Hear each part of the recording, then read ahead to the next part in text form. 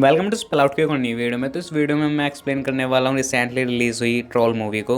तो चलिए वीडियो को स्टार्ट करते हैं। तो मूवी की स्टार्टिंग होती है और हमें दिखाया जाता है कि एक लड़की अपने फादर के साथ रॉक क्लाइंबिंग कर रही होती है और उस लड़की का नाम नोरा होता है और उसके फादर का नाम टोबियस होता है। जहाँ पर कि टोबियस अपनी लड़की नोरा को स्टोरी सुनाता है कि हजारों पहले ट्रोल्स हुआ करते थे और साथ ही ये भी बताता है कि वो साइज में बहुत ही बड़े हुआ करते थे पर जैसे ही उन पर सनलाइट पड़ी वो पत्थर के बन गए। पर जो नोरा थी वो इन स्टोरियों पर बिलीव नहीं करती थी। उसके बाद सीन 20 साल बाद शिफ्ट होता है जहाँ पर कि हमें दिखाया जाता है जो नोरा है वो अपने कुछ टीम मेंबरों के साथ एक जगह पर खुदाई कर रही होती है जहाँ पर कि वो कुछ प्राचीन चीजों को खोज रही है। जिसके बाद उसके बॉस की एंट्री होती है वहाँ पर और वो उससे कहता है हम शायद गलत जगह पर चीजों को ढूंढ रहे हैं, हमें दूसरी जगह ट्राई करना चाहिए। पर तभी नोरा को वहाँ पर कुछ मिल जाता है जो कि कोई प्राचीन ऑब्जेक्ट होता है और उसके बाद सीन शिफ्ट होता है। हम कुछ मिलिट्री वालों को देखते हैं जो कि कुछ पहाड़ों को तोड़ रहे थे और वहाँ के जो लोकल्स थे वो वहाँ पर उन्हें ऐसा करने से मना कर रहे थे।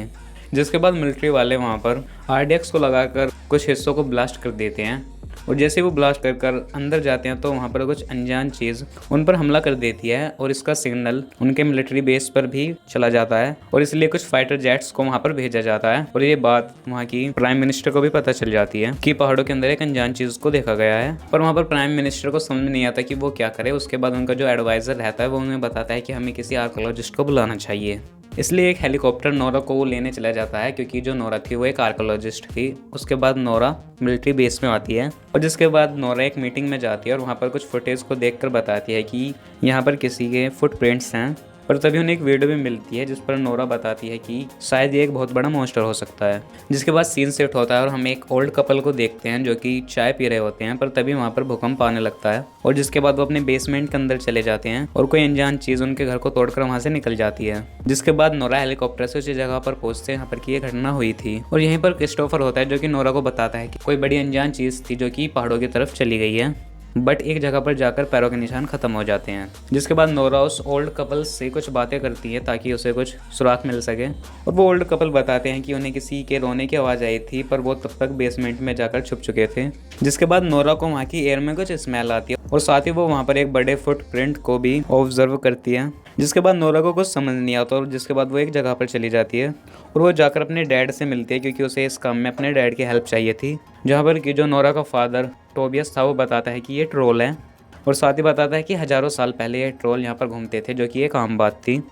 और जिसे सुनने के बाद जो नोरा थी वो अपने फादर को अपने साथ ही ले जाती है ताकि इन्वेस्टिगेशन में वो उसकी हेल्प करें। जिसके बाद वो सभी उस जगह पहुंच जाते हैं जहां पर पैरों के निशान खत्म होते हैं। जिसके बाद नोरा और उसका फादर वहां पर इन्वेस्टिगेशन कर ही रहे होते हैं पर नोरा को दोबारा से उस एयर में वही स्मेल आने लगती है जो कि उसे पहले आ रही थी। और जिसके बाद पता चलता है कि वो जिस रॉक पर खड़े थे वो कोई रॉक नहीं था, वो एक मॉन्स्टर था जो कि उन पर अटैक करने लगता है। पर नोरा और उसके फादर भागकर हेलीकॉप्टर में चढ़ जाते हैं और वो सेफली वहां से निकल जाते हैं और साथ ही उसके एक लाइव फुटेज भी बना लेते हैं ताकि प्राइम मिनिस्टर को इस बात पर यकीन हो सके। जिसके बाद जो नोरा का फादर टोबियस था वो मिलिट्री बेस में आता है और उन्हें बताता है कि ये ट्रोल्स हैं और साथ ही बताता है कि ये हजारों साल से सो रहे थे पर तुम्हारी एक गलती की वजह से दोबारा जग चुके हैं। पर जो प्राइम मिनिस्टर थी वो टोबियस की बात को नहीं मानती और वो कहती है कि अब इस काम को मिलिट्री अंजाम देगी, यानी कि जो मिलिट्री थी वो ट्रोल को खत्म करना चाहते हैं। जिसके बाद हम मिलिट्री के कुछ सोल्जर्स को देखते हैं जो कि ट्रोल को मारने के लिए जा रहे होते हैं पर जो नोरा और उसके फादर थे वो भी उनके साथ जाना चाहते थे। जिसके बाद क्रिस्टोफर उन्हें अपने साथ ले जाता है। जिसके बाद वो एक जगह पर पहुंचकर अपनी मिसाइल और वेपन को सेट कर लेते हैं और ट्रोल के आने का वेट करने लगते हैं। जिसके कुछ टाइम बाद ट्रोल वहां पर आता है। जिसके बाद वो सारे उस पर फायर करने लगते हैं पर ट्रोल पर उन सब का कुछ इफेक्ट नहीं हो रहा था। जिसके बाद ट्रोल भी उस मिलिट्री वालों पर हमला कर देता है पर तभी नोरा का फादर टोबियस आता है और उस ट्रोल को कंट्रोल करने की कोशिश करता है बट उस सीन में ट्रोल रिलैक्स तो हो जाता है पर जो टोबियस था वो वहाँ पर मारा जाता है। जिसके बाद सीन शिफ्ट होता है और हमें नोरा दिखाई जाती है जो कि बैठी होती है और उसे अपने फादर की स्टोरी पर बिलीव था और वो कुछ पुरानी बुक्स की हेल्प से ट्रोल को रोकने के तरीके ढूंढ रही होती है। जहाँ पर उसे पता चलता है कि कुछ बेल्स का यूज कर ट्रोल को रोका जा सकता है क्योंकि उन बेल्स की आवाज से जो ट्रोल था वो रिलैक्स हो सकता है। जिसके बाद जो क्रिस्टोफर था वो प्राइम मिनिस्टर से रिक्वेस्ट करता है कि उन्हें बड़े साइज की बेल्स दी जाएं ताकि उनकी आवाज से वो ट्रोल को कंट्रोल कर सके। पर जो प्राइम मिनिस्टर थी वो उसकी बात पर यकीन नहीं करती। उसके बाद सीन शिफ्ट होता है और सीन एक क्राउड पर शिफ्ट होता है जहाँ पर कि बहुत सारे बच्चे खेल रहे होते हैं। पर तभी वहाँ पर ट्रोल आ जाता है जिसे देखकर सभी लोग इधर उधर भागने लगते हैं। पर तभी एक हेलीकॉप्टर में क्रिस्टोफर नोरा वहाँ पर आ जाते हैं और ये हेलीकॉप्टर्स में बहुत बड़े साइज की बेल्स को लेकर आते हैं ताकि वो ट्रोल को कंट्रोल कर सके। और जिसके बाद जो ट्रोल था वो उन बेल्स की आवाज़ सुनकर वहाँ पर परेशान भी होने लगता है, क्योंकि उसे उनकी आवाज़ पसंद नहीं थी, जिस पर वो कुछ हेलीकॉप्टर को डिस्ट्रॉय भी कर देता है और वापस जंगल में चला जाता है। जिसके बाद जो प्राइम मिनिस्टर थी वो नोरा को वार्निंग देती है कि तुमने जितना कर लिया ठीक है, और साथ ही कहती है कि आगे वो खुद संभाल लेंगे। इसके बाद जो प्राइम मिनिस्टर थी वो देश के अंदर इमरजेंसी अनाउंस कर देती है। जिसके बाद नोरा कार में जा रही होती है, पर उसे अपने फादर की लास्ट बुक दिखती है जिस पर कि एक नाम लिखा होता है सैंडिंग, जो कि रॉयल पैलेस से कनेक्टेड है। जिसके बाद वो रॉयल पैलेस पहुंच जाती है और वहां पर सैंडिंग से मिलती है। जिसके बाद सैंडिंग उनसे कुछ कन्वर्सेशन कर उन्हें एक जगह पर ले जाता है जहाँ पर की बहुत सारी हड्डियां पड़ी थी जो कि ट्रोल्स की थी। जिस पर सैंडिंग बताता है कि जब यहाँ पर रॉयल पैलेस बनाया गया था तो यहाँ पर बहुत सारे ट्रोल्स के सन थे जिन्हें यहाँ पर ही मार दिया गया था, पर इनमें से एक को पहाड़ों में छोड़ दिया था। जिस पर नोरा समझ जाती है कि जो उसके फादर ने उसे स्टोरी बताई थी वो ट्रू स्टोरी थी, और जिसके बाद वो डिसाइड करती है कि उसे ट्रोल को रोकना ही होगा। और जो दूसरी तरफ ट्रोल था वो सारी चीज़ों को डिस्ट्रॉय कर रहा था, जिस पर पीएम मिसाइल लॉन्च करने के लिए ऑर्डर दे देती है। जिसके बाद नोरा क्रिस्टोफर को कॉल करती है और उसे अपना प्लान समझाती है, और वह उससे कहती है कि उसे ट्रोल को शहर से बाहर निकालना पड़ेगा और साथ ही में बहुत सारी लाइट की भी जरूरत पड़ेगी। और साथ ही बताती है वो जो सारी लाइट्स होनी चाहिए वो यूवी लाइट्स होनी चाहिए।